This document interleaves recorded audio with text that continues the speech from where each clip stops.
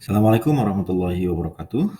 Baik Bapak Ibu sekalian yang kami hormati, pada e-learning kali ini kita akan belajar menentukan kebutuhan pelatihan mikro ya.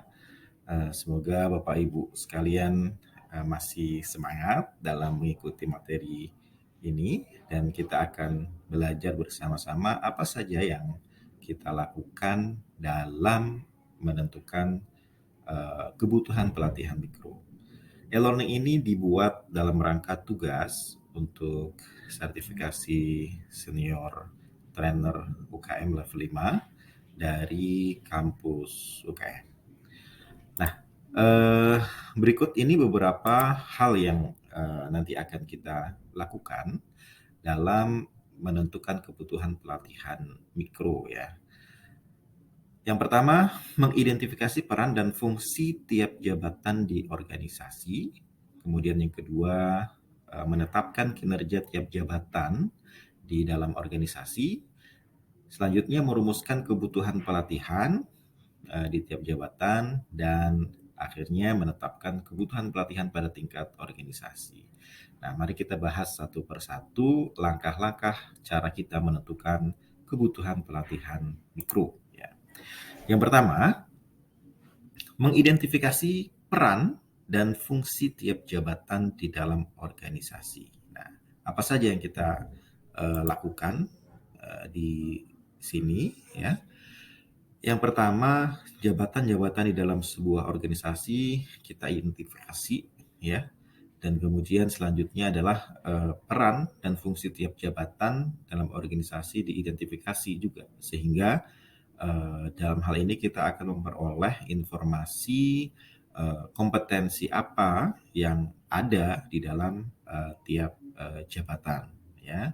Jadi fungsi-fungsi dan peran dari masing-masing jabatan itu kita identifikasi, kita lihat, dan kemudian nanti baru kita melangkah ke yang kedua, menetapkan kinerja tiap jabatan di dalam organisasi. Nah, Bapak Ibu bisa mengambil jabatan-jabatan yang ada itu dari struktur organisasi pada sebuah perusahaan atau pada sebuah komunitas ya, karena kita di sini berbicara kebutuhan pelatihan mikro, maka kita berbicara bagaimana di dalam sebuah komunitas atau di dalam sebuah lembaga itu nanti di dalam sebuah struktur organisasi itu nanti memerlukan pelatihan. Berikutnya adalah menetapkan kinerja tiap jabatan di dalam organisasi. Nah, kita perlu ketahui nih tugas pokok tiap jabatan itu seperti apa. Kemudian standar kinerjanya dalam jabatan-jabatan itu seperti apa. Kemudian standar kinerja yang dikatakan baik ya dalam sebuah jabatan itu seperti apa. Nah, berikutnya adalah merumuskan kebutuhan pelatihan di tiap jabatan ya. Nah, ini yang kita lakukan. Kebutuhan jabatan yang diperlukan dalam organisasi kita identifikasi sesuai dengan kompetensi dan jenjang karirnya ya.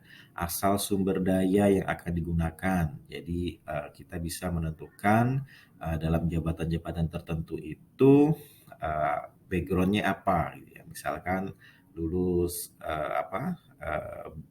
jurusan teknik mesin gitu ya, atau kalau misalkan di level manager berarti dia di bidang manajemen dan lain sebagainya ya. Asal sumber daya yang akan digunakan kita identifikasi gitu ya. Jadi lulusan mana ya, misalkan S1 gitu ya, S2 dan lain sebagainya. Nah, sehingga kita bisa menentukan kesenjangan hubungan kebutuhan kompetensi dengan kenyataan gitu ya. Jadi jabatan yang sudah ada seharusnya kompetensinya A, ternyata dia masih B dan lain sebagainya. Kebutuhan pelatihan pada tingkat jabatan dirumuskan secara rinci sesuai dengan tingkatannya. Nah, langkah berikutnya kita tetapkan kebutuhan pelatihan pada tingkat organisasi.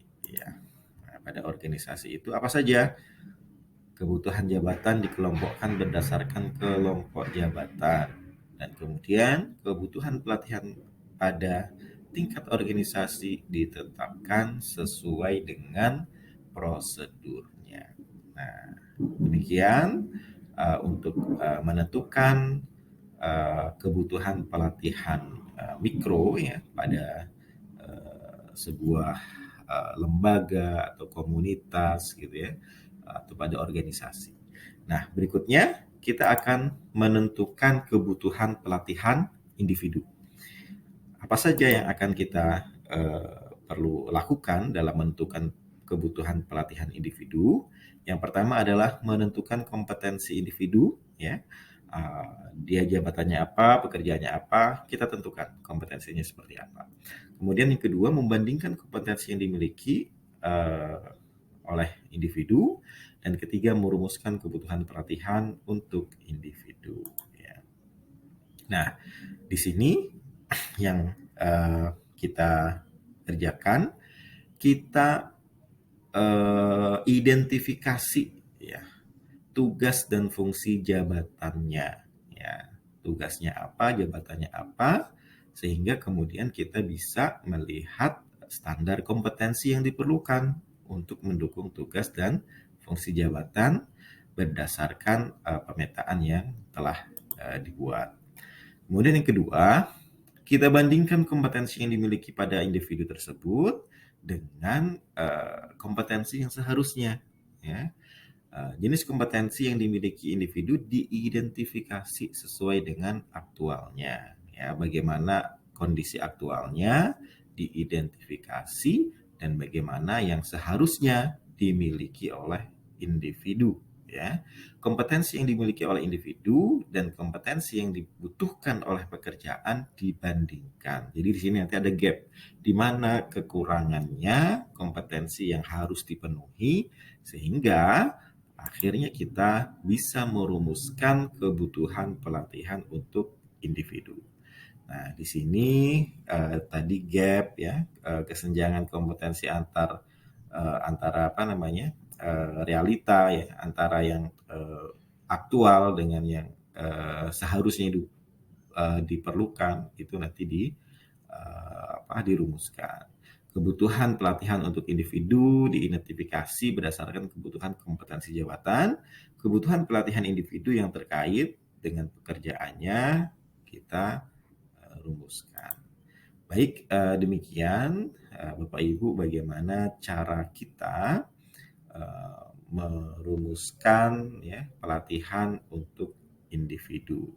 Nah, demikian mudah-mudahan bisa bermanfaat untuk proses pembelajaran kita di pelatihan tatap muka. Semoga e-learning ini bisa membantu Bapak Ibu untuk mempersiapkan diri, mempersiapkan